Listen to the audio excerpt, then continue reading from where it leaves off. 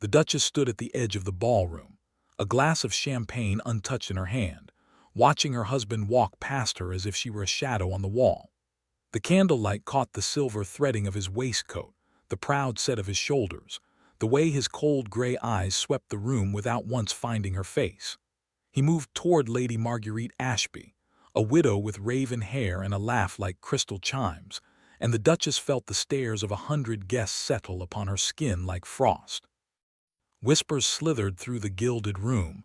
They always whispered, "Poor creature, married 6 months and already invisible. He has not danced with her since the wedding. She is only the daughter of a disgraced baron after all. What did she expect?" She expected nothing now. Her fingers tightened on the stem of the glass, but she did not drink. She had learned long ago that champagne could not fill the hollow ache beneath her ribs. She simply stood, a portrait of grace in pale lavender silk, and let the humiliation wash over her like a cold tide. She would not flee. She would not weep in the carriage. She was the Duchess of Ashford, even if the title tasted like ash in her mouth. The Duke bent his head toward Lady Marguerite, murmuring something that made the widow smile and touch his sleeve. The Duchess turned away. No one stopped her as she left the ballroom. Not a single guest offered a farewell. She walked down the marble corridor alone, her slippers whispering against the stone, and when she reached the staircase that led to the family wing, she allowed herself one shaking breath. Then she straightened her spine. She would not cry. She had cried enough in those first months to fill an ocean, and the Duke had never once noticed. She remembered the day they married. 6 months ago in the small chapel of his country estate, with only a handful of witnesses and no music. Her father had died the winter before, his name blackened by accusations of treason that had stolen everything: lands, honor, her mother's sanity. When the Duke of Ashford offered for her hand, she had thought it a miracle. She had thought it salvation. She had stood at the altar in a borrowed gown, her heart pounding with fragile hope, and when he placed the ring upon her finger, his eyes had been empty. A contract signed, a duty fulfilled. She told herself then that his coldness was merely shyness, that he needed time, that if she were patient and kind and good, he would one day look at her with warmth. She arranged his favorite meals. She waited in the drawing room each evening with a book and a hopeful smile. She learned the names of every servant, every tenant, every horse in his stables. She tried to be the perfect Duchess. He had never once dined with her. The turning point came not that night but the following morning. She woke in her vast, lonely bedchamber, the silk sheets cold around her, and stared at the canopy above. A single thought bloomed in her mind, quiet and devastating. I am not waiting any more. She rose, bathed, and dressed without ringing for her maid. She chose a simple gown of dove-gray wool, practical and warm. Then she went down to the kitchens, where the cook nearly dropped a pan in shock and requested a hamper of bread, cheese, and tea. She ordered the carriage. She was going to the village. The Duke, she knew, was already locked in his study with his steward, poring over ledgers. He would not notice her absence. He never did. The village of Ashford was small but bustling with autumn trade. Smoke curled from chimneys, and the scent of wood fires and damp leaves tangled in the air.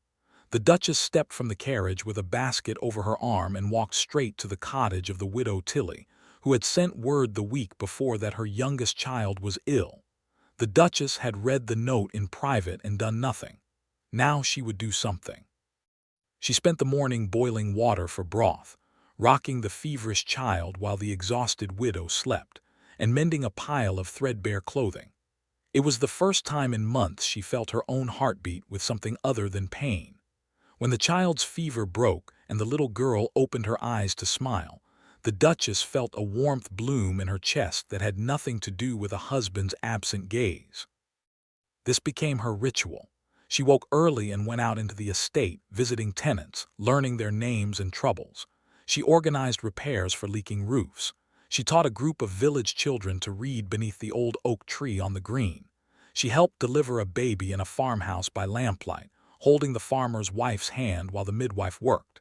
She started a small fund from her own pin money to buy seeds for the poorest families.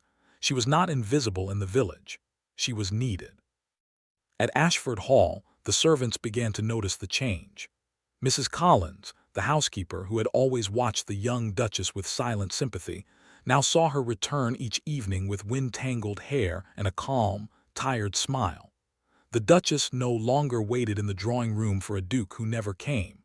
She dined early in the small breakfast parlor, reading books on agriculture and estate management.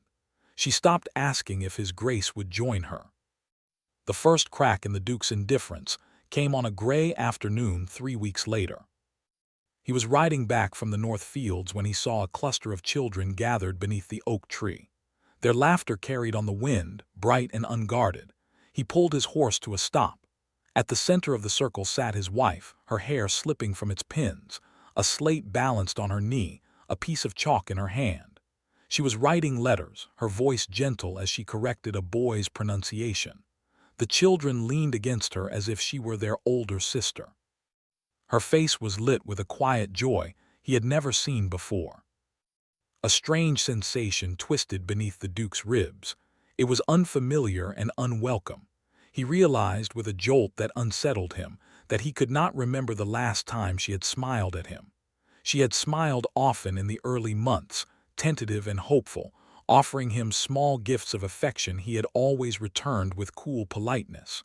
When had those smiles stopped? He nudged his horse forward and rode past without stopping. The Duchess did not look up. She had not even noticed him. That night he found himself restless. He dined alone in the great hall, the long table stretching into shadow, and the silence felt louder than it ever had before. He sent for his steward and inquired about the Duchess's activities. The steward, a loyal man named Mr. Finch, hesitated before answering. "Her Grace has been spending much time in the village, Your Grace. She has organized a school of sorts, repairs to Widow Tilly's cottage, visits to the sick. The tenants speak of her with great affection." The Duke's jaw tightened. "She did not inform me of these activities." "I believe, Your Grace," Mr. Finch said carefully, "that Her Grace assumed you would not be interested." The word struck him like a lash. He dismissed the steward and sat alone by the fire, staring into the flames. She had stopped waiting. The realization settled into his bones like a cold stone. He had wanted distance. He had cultivated it with meticulous care, for reasons she could never know, reasons that haunted his every waking hour. But now, faced with the evidence of her withdrawal, he found that distance tasted unbearably bitter. A fortnight later, the Duke attended a luncheon at the home of Sir Henry Caldwell, a baronet whose lands bordered Ashford. He had little interest in the affair, but political obligation demanded his presence. He arrived late and found the guests gathered on the terrace overlooking the gardens. And there, seated on a stone bench beneath a rose arbor, was his wife. She was not alone. Sir Henry Caldwell sat beside her, his fair head inclined toward hers, his expression warm with open admiration. He was a handsome man, young and earnest, known for his charitable work and easy charm. The Duchess was listening to him with a faint smile, her hands folded in her lap. She looked relaxed, at ease, as if she had found companionship that asked nothing of her but her true self. The Duke's hand closed around his riding crop until the leather creaked. A hot, sharp emotion surged through him, and it took him a long moment to name it. Jealousy, raw and corrosive and utterly unfamiliar. He had never been jealous in his life. He had never cared enough to be. He strode across the terrace, his boots striking the flagstones with deliberate force. The Duchess looked up, and for an instant something flickered in her eyes, surprise perhaps or wariness. Then it vanished, replaced by a polite, neutral expression that was somehow worse than her earlier indifference. "Your Grace," she said, rising gracefully, "I did not expect you to attend." "Nor I you." The words came out colder than he intended. He turned his gaze on Sir Henry, who rose and bowed with perfect courtesy. "Your Grace, a pleasure. I was just telling the Duchess about the new irrigation system we are testing on the eastern fields. She has a remarkable understanding of agricultural methods." The Duke's smile was a blade. Indeed, my wife is full of hidden talents. The Duchess did not flinch, but something in her posture shifted, a subtle withdrawal that felt like a door closing. She turned to Sir Henry with genuine warmth. "I should like to see those fields one day, Sir Henry, if you would be kind enough to give me a tour." "It would be my honor, Your Grace." The Duke said nothing. He stood frozen as she placed her hand on Sir Henry's offered arm and allowed him to escort her toward the refreshment table. She did not look back. The ride home was agony. The carriage swayed over the rutted lanes, and the Duchess sat opposite him, her gaze fixed on the window, her profile pale in the fading light. The silence between them was no longer a hollow space but a wall. He broke it at last, his voice hoarse. "You and Sir Henry seem to have formed a close acquaintance." She turned her head slowly, as if surprised he had spoken. "He has been kind. He shares my interest in the welfare of the tenants. He does not find my company tedious." "I have never found your company tedious." Her lips parted, but no sound came. Then she gave a small, sad smile that pierced him more than any accusation. "You have never sought it at all." The words hung in the air between them, quiet and devastating. He had no defense. He only stared at her, this woman he had married for reasons she did not know, this woman whose hope he had slowly crushed with his own hands. The guilt rising in his throat tasted like iron. When they reached Ashford Hall, she went directly to her chambers. He stood alone in the great entrance hall, the portraits of his ancestors frowning down at him, and felt the full weight of his failure press upon his chest. The weeks that followed became a slow, torturous revelation. He watched her from a distance, a ghost haunting the edges of her new life. She no longer lingered in the corridors hopping to encounter him. She no longer left small notes on his desk, or flowers in his study, or any sign that she remembered he existed beyond the formal obligations of their union. She was always busy, always purposeful, always surrounded by people who clearly adored her. Servants, tenants, children, even the gruff old gardener who had worked at Ashford for 40 years and never smiled at anyone. And Sir Henry was everywhere. He arrived with books on horticulture. He sent baskets of early pears with handwritten notes. He escorted the Duchess to church and sat beside her in the Ashford pew while the Duke remained at home, buried in papers that suddenly seemed meaningless. The villagers began to whisper again, but this time the whispers were different. "The baronet is sweet on the Duchess. Can you blame him? The Duke has left her to wither. She deserves a little sunshine." The Duke heard these murmurs through his valet, who repeated them with visible reluctance. That night he did not sleep. He paced his study until dawn, staring at the locked drawer of his desk where the truth lay hidden, a truth he had sworn never to reveal. The first unexpected reveal came on a storm-lashed evening in early winter. The Duchess had gone to visit a tenant family on the far edge of the estate and had not returned by dusk. The rain came down in sheets, and the wind howled through the chimneys. The Duke stood at the window, his hands clasped behind his back, every muscle rigid with a fear he had never allowed himself to feel before. When the front door finally burst open, he was there. The Duchess stumbled inside, soaked to the skin, her bonnet hanging by a ribbon, her face white with exhaustion. And she was not alone. Sir Henry had his arm around her shoulders, steadying her, his cloak draped over her trembling form. "She was thrown from her horse," Sir Henry said breathlessly. "The mare spooked in the storm. I found her on the lane and brought her home. She needs warmth and rest." The Duke crossed the hall in 3 strides and lifted his wife into his arms without a word. She stiffened in surprise, but she was too weak to protest. He carried her up the stairs himself, shouting for the housekeeper and a hot bath and blankets. He did not notice Sir Henry standing alone in the entrance hall, watching them go with a strange, unreadable expression. In her chamber, the Duke laid her on the bed and refused to leave. He sat in a chair by the fire while the maids bustled around her, and when they had gone, he remained. She lay propped against the pillows, her hair drying in dark waves, her eyes heavy with exhaustion. You could have died, he said, his voice rough. I am quite well. The fall was not severe. Not severe. You could have broken your neck and I would not have known for hours. I would have been here in this house, utterly unaware that you were lying in a ditch in the rain. Her gaze sharpened, a glint of the old hurt surfacing. Would it have mattered? He rose from the chair and crossed to the bed.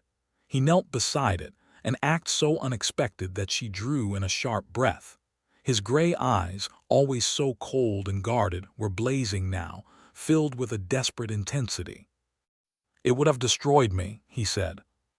She stared at him, her lips trembling. You speak of destruction.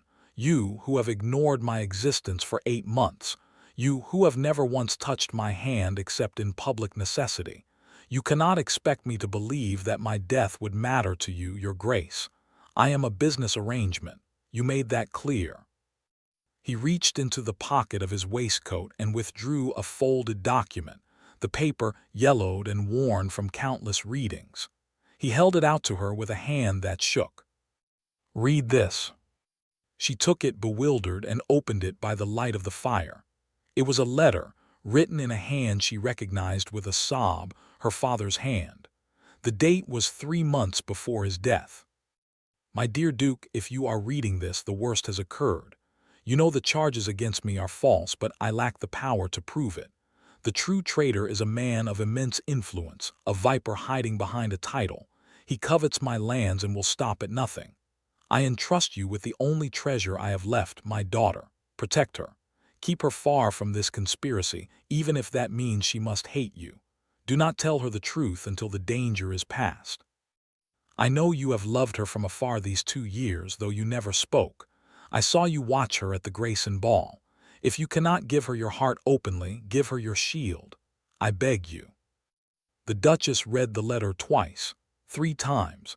Her hands fell to her lap and her eyes lifted to his, swimming with tears.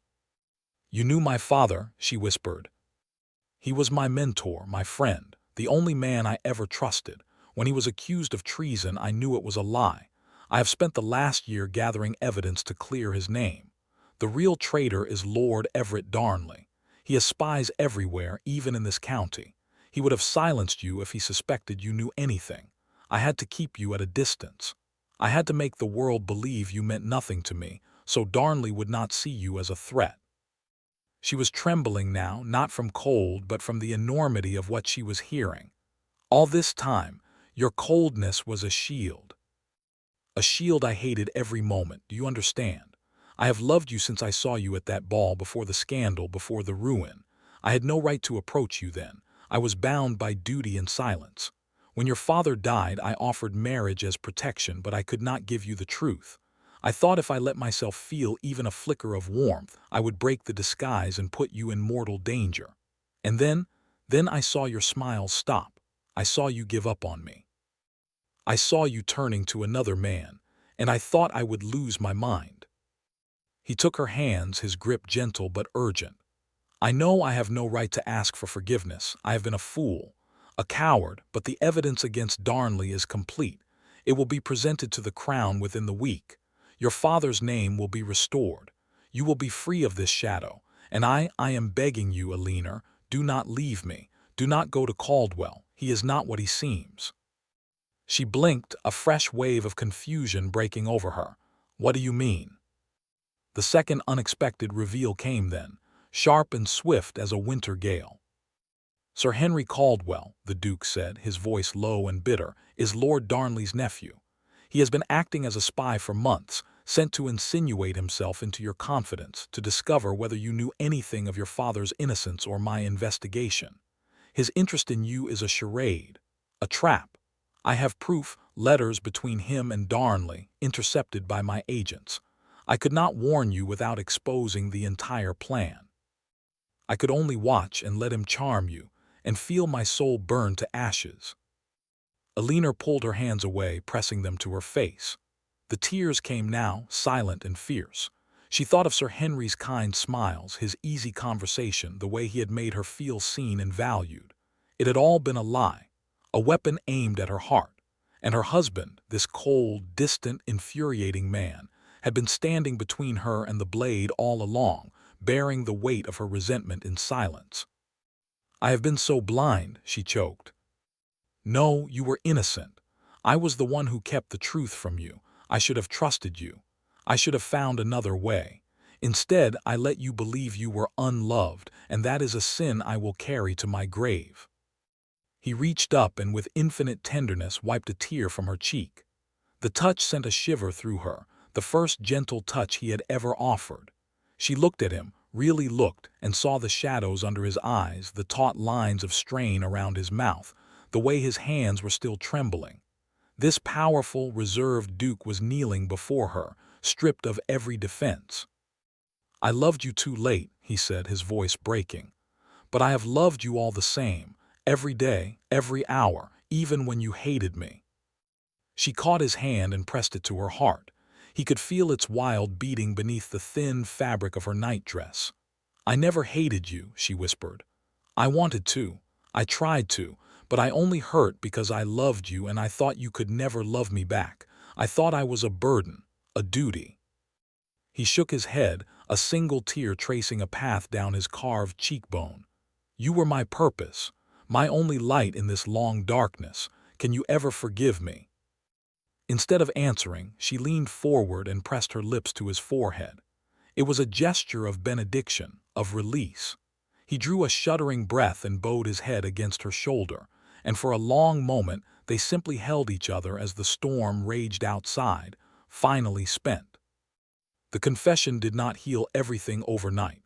Healing, she knew, would take time and honesty and 1,000 small acts of courage.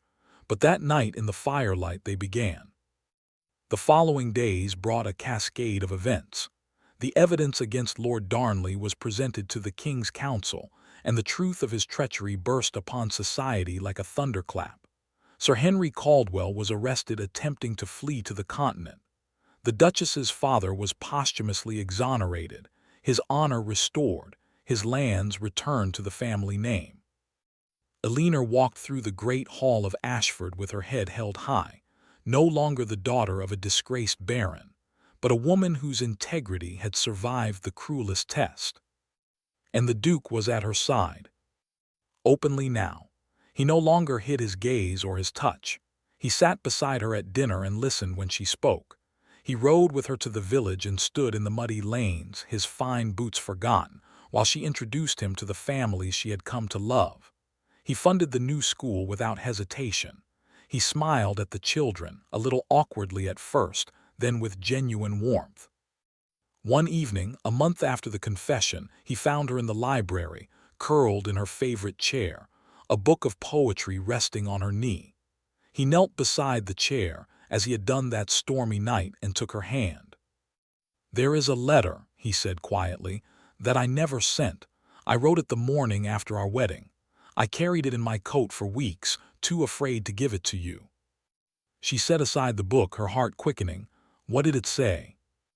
He pulled a folded paper from his waistcoat, the edges worn and soft. He did not read it aloud. He gave it to her, and she unfolded it with careful fingers. "My dearest Elinor, if you are reading this, I have finally found the courage I lacked this morning. You are sleeping as I write, and your face is so peaceful I cannot bear to wake you. I want you to know that you are not a transaction to me. You are not a duty. You are the woman I have admired from a distance for 2 years, the woman I never dared hope to call my wife. I promise I will spend the rest of my life proving myself worthy of your smile. Forgive me for the coldness you may see in me now. It is not indifference, it is fear. Fear of losing you before I even have you. Someday I will explain everything. Until then, please believe that you are loved. You are so deeply loved." The paper trembled in her hand. She looked at him, and the years of distance and pain and silent longing dissolved like mist in the morning sun. "You kept this all that time," she breathed. "I could not part with it. It was the only way I could tell you the truth before I was ready to speak it." She cupped his face in her hands, this face that had once seemed carved from marble, and kissed him softly, tenderly, a promise of all the tomorrows they would share. He wrapped his arms around her and pulled her close, and they stayed there in the quiet library, the fire crackling beside them, the old walls of Ashford Hall embracing them both at last. The season turned to spring, and the estate bloomed with new life. The Duchess no longer walked alone. The Duke was always near, his hand at her elbow, his gray eyes warm with a light that had once seemed impossible. They planted a garden together behind the east wing, a tangle of roses and lavender and forget-me-nots, and she laughed when his cuffs got muddy and he grumbled about the weeds. One afternoon, as they sat on the stone bench beneath the arbor, the very spot where Sir Henry had once charmed her with false kindness, the Duke turned to her and spoke the words he had long kept locked away. "You saved me, Elinor. I was frozen in my own duty, my own guilt. I thought I could protect you by pushing you away. Instead, you pulled me out of the ice by becoming stronger than I ever imagined. I am humbled by you, and I am so grateful that you stopped waiting for me to love you, because it taught me that I had to love you well enough to deserve your heart." She leaned her head against his shoulder and watched the sun sink behind the hills, painting the sky in shades of rose and gold. "I think we saved each other," she said, "and I am not waiting anymore. I am simply living, with you." He pressed a kiss to her hair, and they remained there until the first stars appeared, two hearts that had weathered the storm and found, in the quiet after, a love that could never be invisible again. If you enjoyed this story, don't forget to give it a like and subscribe to the channel. Also, let us know in the comments which country you're watching from. Your support means a lot to us. Thank you for watching, and see you in the next amazing story.